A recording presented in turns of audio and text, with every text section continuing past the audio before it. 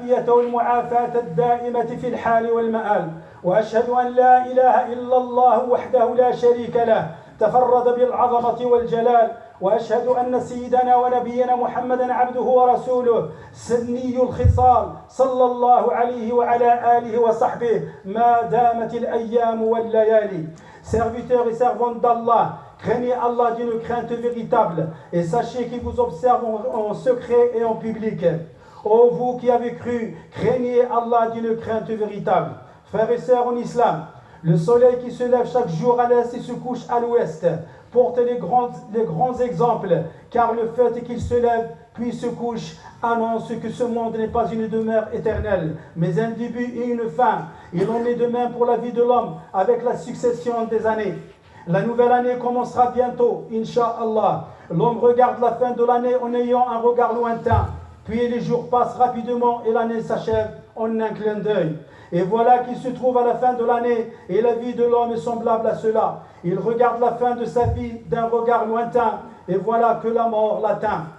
L'homme espère avoir une longue vie et fait des souhaits. Et soudain, les souhaits se terminent et disparaissent. Mon frère et ma sœur, dans quelques jours, nous allons laisser une année qui est passée et qui est témoin pour ou contre nous. C'est l'année de l'Hégire, l'année lunaire. Et qui sera témoin pour ou contre nous. Nous accueillerons une nouvelle année. Donc interroge-toi sur les actions que tu as laissées l'année dernière. Et avec quoi tu accueilleras la nouvelle année. Abu Darda radiallahu ta'ala anhu a dit: ô fils d'Adam, tu n'es que des jours. Ta vie ne correspond qu'à des jours. Donc si un jour s'en va de toi, une partie de toi s'en va. Serviteurs et servantes d'Allah, ce monde a frappé nos cœurs avec une flèche. Il a planté dans nos cœurs des drapeaux. Jour et nuit, nous parlons de ce monde, occupés par ce monde. Combien allons-nous gagner et comment allons-nous rassembler l'argent? Si un rendez-vous est donné pour les choses de cette vie, de la vie de ce monde, nous nous empressons de nous y rendre de bon matin et nous attendons à sa porte en étant joyeux. Mais nous nous laissons dans nos cœurs pour l'autre monde qu'un petit coin étroit et un petit rappel. Regardez, lorsque le rappel ou lorsque l'appel à la prière se fait, combien de gens se rendent à la mosquée en s'empressant, tandis que dans les rues, nous voyons beaucoup de gens marcher rapidement pour ce monde. Le messager d'Allah sallallahu alayhi wa sallam a fait une recommandation importante à Ibn Omar radiallahu anhuma, qui corrige la vue des musulmans par rapport à la vie de ce monde. Lorsqu'il a dit sallallahu alayhi wa sallam: sois dans ce monde comme si tu étais un étranger ou quelqu'un de voyage. Ainsi, le voyageur ne prend pas avec lui beaucoup de choses de ce monde. Il diminue les espoirs et les souhaits. Il fructifie la provision de la foi. Sa parole est la lecture du livre d'Allah Azza wa Jal. Et son souci est la concurrence dans l'accomplissement des bonnes œuvres. Car le jour qui s'est écoulé ne retournera jamais. Le voyageur ne salit pas la pureté de la journée avec ses péchés. Et il ne raccourcit pas la nuit avec sa distraction et son sommeil. Si l'on appelle pour l'accomplir une bonne action, il répond à l'appel. Si on l'appelle à la prière, il s'y rend aussitôt. Il est toujours prêt matin et soir. Il sait que s'il passe un jour de sa vie sans s'acquitter d'un droit, ou sans accomplir une prière obligatoire, ou sans s'enrichir d'une gloire ou d'un honneur, ou sans obtenir une louange, ou sans construire un bien, ou sans apprendre une science, il aura alors gâché sa journée et a été injuste envers lui. Mes frères et mes sœurs, les pressions quotidiennes pour obtenir les moyens de subsistance se sont mises entre le serviteur et la retraite avec lui-même pour réfléchir. Il ne cesse de courir pour obtenir encore plus de biens et encore plus les biens de ce monde. Dans une course avec ce monde, une avidité de ses envies bestiales, ainsi qu'un désir ardent pour préserver ces situations. Frères et sœurs, juge-toi toi-même à la fin de l'année, afin que tu connaisses ton acquis de bien ou de mal et tes provisions de bonnes œuvres, car le fait de se juger soi-même dévoile les choses cachées en nous-mêmes et nous montre nos défauts. Ainsi, il est facile de se corriger avant de regretter et qu'il ne soit trop tard. Et ne dis jamais à propos de tes mauvaises actions qu'elles sont méprisables, car il se peut qu'auprès d'Allah, elles soient comme un dattier, alors que tu considères qu'elles sont comme un île, c'est-à-dire une cicatrice sur le tégument d'une graine. Donc nous devons nous interroger nous-mêmes. Ai-je accompli les droits d'Allah? Ai-je donné aux serviteurs leurs droits? Quelle est la situation ma situation en ce qui concerne la prière? L'accomplis-tu dans la mosquée en congrégation, en respectant ses conditions, ses piliers, ses devoirs et avec recueillement? Pleures-tu par crainte d'Allah? Pleures-tu par crainte d'Allah? Car un œil qui a pleuré par la crainte d'Allah n'entrera jamais en enfer. Continues-tu à abandonner les prières de l'aube et de l'asr, celles du milieu de l'après-midi, en congrégation, car c'est la prière des hypocrites, et quiconque prie la prière de l'asr après son heure prescrite, ses actions seront annulées, comme nous l'a souligné le prophète, le véridique des véridiques, sallallahu alayhi wa sallam. Es-tu toujours distrait de la lecture du Coran alors que tu le lisais beaucoup pendant le mois de Ramadan? As-tu oublié, mon frère et ma soeur? Pourquoi négliges-tu les actions surrogatoires et les actions préférables alors qu'elles sont le signe de la foi et le chemin de l'amour du miséricordieux? Il a été rapporté dans le hadith Qudsi, hadith divin: et mon serviteur ne cesse de se rapprocher de moi en accomplissant les actions surrogatoires jusqu'à ce que je l'aime. Et lorsque je l'aime, je serai son ouïe avec laquelle il entend, et son œil avec lequel il voit, et son oreille, et sa main avec laquelle il donne, et avec laquelle il saisit, et son pied avec lequel il marche. Donc, quelles sont les choses qui t'ont rendu soucieux l'année dernière et t'ont empêché de dormir?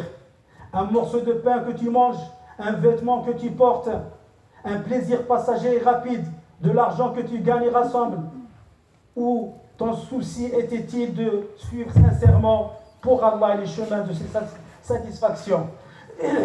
Étais-tu l'année dernière parmi ceux qui cultivent le bien, plantent avec leurs paroles les mérites et répandent le parfum avec leurs actes? Ou plantais-tu le mal et étais-tu nuisible à tes frères? Ceci est le passé et il est impossible de le faire revenir. Même si tu peux effacer les péchés et les mauvaises actions avec le repentir et en demandant pardon à Allah. Mais la nouvelle année, tu peux y accomplir de bonnes actions si Allah t'a écrit de vivre, bien sûr, longtemps. Serviteurs et servantes d'Allah, commencez la nouvelle année avec une détermination élevée, en faisant passer premièrement les droits d'Allah, le droit de votre Seigneur subhanahu wa ta'ala, avec un repentir sincère. Et son droit subhanahu wa ta'ala, c'est qu'il faut lui obéir et ne pas lui désobéir.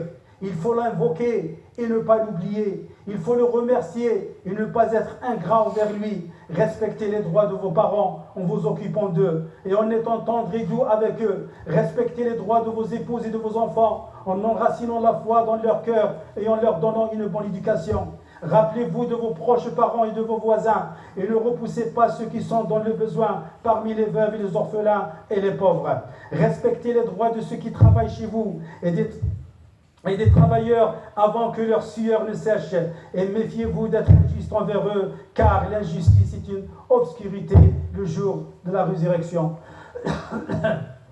Mon frère, ma soeur, alors que tu vois l'écoulement des jours et la disparition des vies, rappelle-toi la réalité de ce monde vers lequel les âmes sont attirées. Rappelle à ton âme que les jours de ce monde s'en vont et que ses fleurs se fanent, sa parure est éphémère, ses joies ne durent pas. Et rappelle à ton âme les délices éternelles dans les jardins de l'éternité. Ses fruits sont perpétuels ainsi que son ombrage.